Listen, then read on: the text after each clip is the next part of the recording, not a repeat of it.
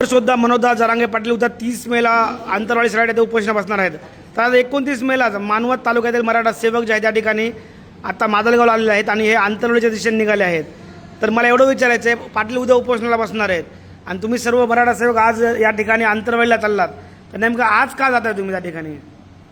पाटलांना उन्हामध्ये उपोषण करणं म्हणजे आमच्या घरातला माणूस उन्हामध्ये तरपडणार आणि हे होऊ नये आमची इच्छा आहे, समाजाची प्राथमिक इच्छा आहे. त्याच्यामुळं खरं तर पाटलाला बसूच द्यायचं नाही उन्हामध्ये. परंतु आता सरकारला विनंती आहे, जर पाटील उन्हामध्ये बसणार असतील तर तुम्ही सुद्धा चर्चेला उन्हामध्ये या आणि उन्हामध्ये बसून दाखवा, मग तुम्हाला त्याची किंमत कळेल.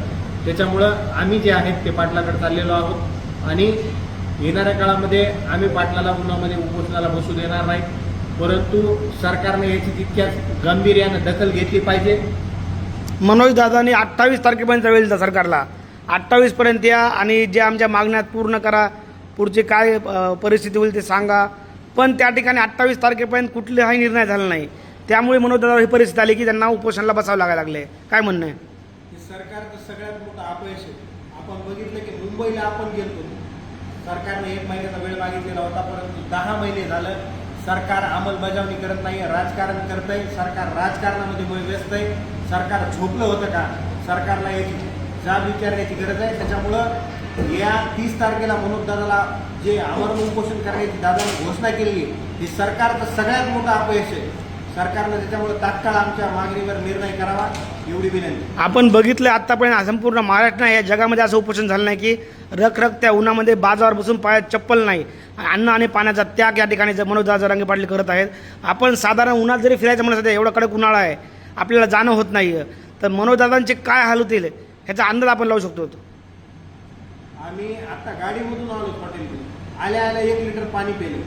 म्हणजे गाडीमधून आलो, नुसतं उन्हातून गाडी आली तर माणूस 1 लिटर पाणी प्यायला लागले. आणि जर उन्हामध्ये बसायचं असेल तर शरीर जळाल्यासारखं आहे, शरीर तरपडणार आहे आणि 6 कोटी मराठी हे बघणार नाहीत. जर पाटील उन्हामध्ये बसणार असतील तर 6 कोटी मराठी उद्या रस्त्यावर येणार आहेत. सरकारने याचा विचार करावा. आम्ही सुद्धा उन्हामध्ये येणार आहेत, पण दादाला आम्ही बसू देणार नाहीत. आता जे होईल ते बघू, पण 100% आम्ही दादासाठी रस्त्यावर उतरू एवढं मात्र निश्चित. मनोजदादाने आवाहन केलं की उन्हात मी बसतो पण तुम्ही येऊ नका, तुम्ही सावलीत राहा. दादानं जरी तसं सांगितलं असतं तरी दादाने या समाजाला मायबाप मानलंय किंवा दादा आमच्या, आता आम्ही वयाने लहान आहेत, दादाला आम्ही सुद्धा मायबापासारखं बघतो. जर आमच्या घरातला माणूस उन्हामध्ये असेल तर आम्ही घरामध्ये बसू शकत नाही. आम्ही सुद्धा त्याच ताकदीनं मनोजदादाच्या पाठीशी खांद्याला खांदा लावून उन्हामध्ये उभं टाकण्याची तयारी करू.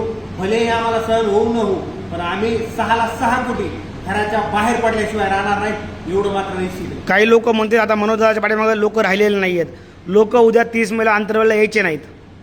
लोक 100% येणार. आम्ही आजच निघालो, आज 29 तारीख आहे. लोक 30 मेला आंतरवलीमध्ये पाय ठेवायला जागा नसेल, कारण मराठ्यांचं काळीच उन्हामध्ये आहे आणि हे कोणीही खपवून घेणार नाही. धन्यवाद. जय जिजाऊ, जय शिवराय.